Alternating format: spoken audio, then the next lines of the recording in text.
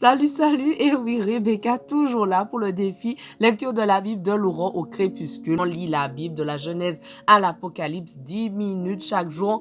Là, on est dans un roi, donc tu peux encore nous rejoindre. Merci Seigneur, parce qu'aujourd'hui encore, on va pouvoir vraiment se replonger dans ta parole. Tu vas nous parler personnellement. Aide-nous à comprendre le passage du jour et bénis tous ceux qui sont avec moi dans ce défi. Au nom de Jésus, Amen. Alors, on continue. Donc, 1 Roi 1, verset 44. Donc, la fin du verset 44. De là, tout le monde est remonté en poussant des cris de joie et l'excitation s'est répandue dans toute la ville. C'est là le bruit que vous avez entendu. Salomon s'est même assis sur le trône royal et les ministres du roi sont venus féliciter notre Seigneur, le roi David, en disant que ton Dieu rende le nom de Salomon encore plus célèbre que le tien et son règne encore plus glorieux. Alors le roi s'est prosterné sur sa couche et il a déclaré: béni soit l'Éternel, le Dieu d'Israël, qui m'a donné l'un de mes fils comme successeur sur mon trône et m'a permis de le voir aujourd'hui de mes yeux. À ces mots, tous les invités d'Adonia furent pris de panique. Ils se levèrent et partirent chacun de son côté. Adonia lui-même eut tellement peur de Salomon qu'il alla saisir les cornes de l'autel à la tente du coffre de l'Alliance.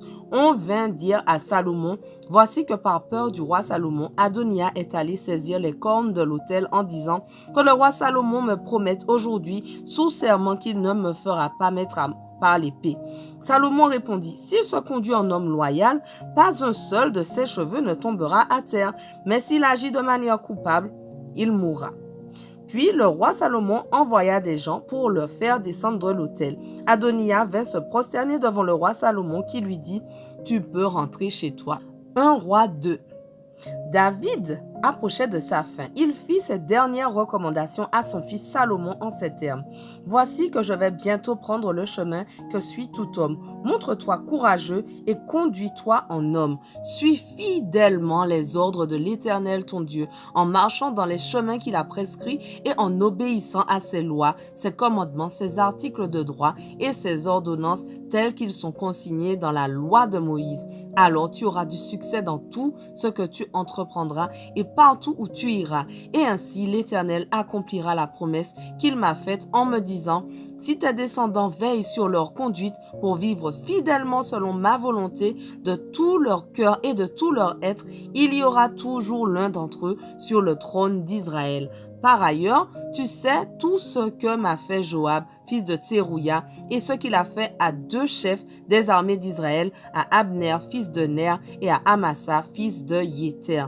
Il les a assassinés en pleine paix, comme s'il s'agissait d'un fait de guerre. Il a pris sur lui la pleine responsabilité de ce meurtre. Tu agiras envers lui avec sagesse, et tu ne le laisseras pas mourir tranquillement de vieillesse.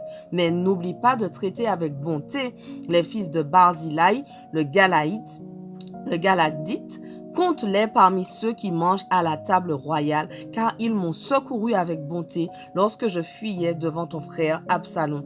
Tu as aussi dans ton entourage Shimei, fils de Guéra, un benjaminite du village de Baourim. Il a prononcé contre moi de terribles malédictions le jour où j'ai dû me réfugier à Mahanaïm.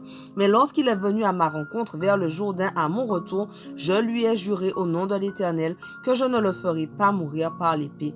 Maintenant, ne le considère pas comme innocent. Tu es un homme avisé et tu sauras comment tu dois le traiter. Tu veilleras à ce qu'il soit mis à malgré son grand âge. David rejoignit ses ancêtres décédés et il fut enterré dans la cité de David. Il avait régné 40 ans sur Israël, 7 ans à Hébron et 33 ans à Jérusalem. Salomon siégea sur le trône de son père David et il établit fermement son autorité royale. Adonia, fils de Haggith, vint trouver Bathsheba, la mère de Salomon. Elle lui demanda: viens-tu me voir avec de bonnes intentions? Il répondit: oui. Et il ajouta: j'aimerais te parler. Elle dit: parle, de quoi s'agit-il? Tu sais que la royauté aurait dû me revenir, lui dit-il, et que tous les Israélites regardaient vers moi comme à celui qui devait régner. Mais les choses ont tourné autrement. La royauté est passée à mon frère parce que l'Éternel la lui avait destinée. Maintenant, j'ai une seule demande à t'adresser, ne me la refuse pas. Elle répondit: parle. Il reprit, si tu demandes quelque chose au roi Salomon, il ne te le refusera pas. Alors veuille, je te prie, lui demander de me donner pour femme Abishag la Tsunamite. Bathsheba lui dit, bien, je parlerai moi-même au roi à ton sujet. Elle se rendit auprès du roi Salomon pour lui parler en faveur d'Adoniya. Le roi se leva pour aller à la rencontre de sa mère. Il se prosterna devant elle, puis il s'assit sur son trône. Il fit placer un siège pour sa mère à sa droite. Elle lui dit, « J'ai juste une petite chose à te demander, ne me la refuse pas. Demande ce que tu veux, ma mère, lui dit le roi, car je n'ai rien à te refuser. » Elle continua, « Qu'Abishag la Tsunamite soit donnée pour femme à ton frère Adoniya. » Le roi Salomon répondit à sa mère, « Comment peux-tu demander Abishag la Tsunamite pour Adoniya? Demande donc tout de suite la royauté pour lui, puisqu'il est mon frère aîné, pour lui le prêtre Abiatar et pour Joab, fils de Tserouya. » Alors le roi Salomon prêta serment au nom de l'Éternel, que Dieu me punisse très sévèrement si Adoniya ne paie pas cette demande de sa vie. L'Éternel lui-même m'a fait siéger sur le trône de mon père David. Il a affermi mon autorité et a fondé pour moi une dynastie comme il l'avait promis. Ainsi vrai, aussi vrai qu'il est vivant, je jure qu'aujourd'hui même Adoniya sera mise à. Alors le roi Salomon donna ordre à Benayahu, fils de Yehoyada, de l'exécuter, et Adoniya mourut. Ensuite, le roi ordonna au prêtre Abiatar, « Retire-toi dans ta propriété à Anathoth, car toi aussi tu mérites là, mais je ne te ferai pas mourir maintenant, car tu as porté le coffre du Seigneur l'Éternel devant mon père David et tu as partagé toute cette tribulation. » Ainsi, Salomon démit Abiatar de sa fonction de prêtre de l'Éternel. De la sorte, il accomplit la parole que l'Éternel avait prononcée contre les descendants d'Élie à Silo. La nouvelle parvint à Joab qui s'était rallié au parti d'Adoniya, bien qu'il n'eût pas suivi le parti d'Absalom. Joab se réfugia dans la tente de l'Éternel et saisit les cornes de l'autel des sacrifices. On rapporta au roi Salomon que Joab s'était réfugié dans la tente de l'Éternel et qu'il se trouvait près de l'autel. Alors Salomon envoya Benayahu, fils de Yehoyada, avec l'ordre de l'exécuter. Benayahu se rendit à la tente de l'Éternel et dit à Joab, « Par ordre du roi, sors de là. » Mais Joab répondit, « Non, c'est ici que je veux mourir. » Benayahu retourna chez le roi pour lui rapporter la réponse de Joab. Le roi lui dit, « Très bien, fais comme il l'a dit, exécute-le sur place, puis tu l'enterreras. Ainsi, tu me déchargeras moi-même et ma maison de toute responsabilité dans les meurtres que Joab a commis sans cause.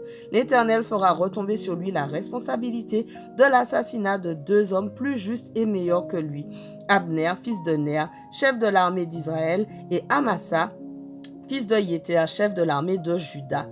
Il les a tués tous les deux par l'épée à l'insu de mon père David. Oui, c'est Joab et ses descendants qui porteront pour toujours la responsabilité de ces meurtres, tandis que l'Éternel conservera à tout jamais la paix à David, à sa descendance, à sa dynastie et à son trône. Benayahu, fils de Yehoyada, partit. Il frappa Joab et le fit mourir. On l'enterra dans sa propriété au désert. Le roi le remplaça à la tête de l'armée par Benayahu, fils de Yehoyada, et il mit le prêtre Tsadok à la place d'Abiatar. Le roi convoqua Shimei et lui dit, « Construis-toi une maison à Jérusalem, tu y habiteras et tu ne la quitteras pas pour aller de côté et d'autre. Je t'avertis que le jour où tu sortiras de la ville et où tu franchiras la vallée du Cédron, tu mourras et tu porteras seul la responsabilité de ta mort. » Shimei répondit au roi, « C'est bien, ton serviteur se conformera à l'ordre de mon seigneur le roi. » Shimei demeura longtemps à Jérusalem. Mais 3 ans plus tard, 2 de ses esclaves s'enfuirent de chez Achish, fils de Maaka, roi de Gath. On lui rapporta que ses esclaves étaient à Gath. Alors Shimei se prépara à partir, sella son âne et s'en alla à Gath chez Achish pour y rechercher ses esclaves. Puis il revient de Gath avec eux. On rapporta à Salomon que Shimei était allé de Jérusalem à Gath et qu'il était revenu. Le roi convoqua Shimei et lui dit, « Est-ce que je ne t'ai pas fait jurer au nom de l'Éternel de ne pas sortir de la ville et ne t'ai-je pas averti en te disant, sache bien que le jour où tu sortiras de la ville pour aller où que ce soit, tu mourras? Tu m'avais bien dit, bien c'est entendu. » Alors, pourquoi n'as-tu pas respecté le serment fait devant l'Éternel et as-tu désobéi à l'ordre que je t'avais donné? Voilà, notre passage du jour touche à sa fin, mais on continue dès demain. On ne lâche rien. Allez, sois béni.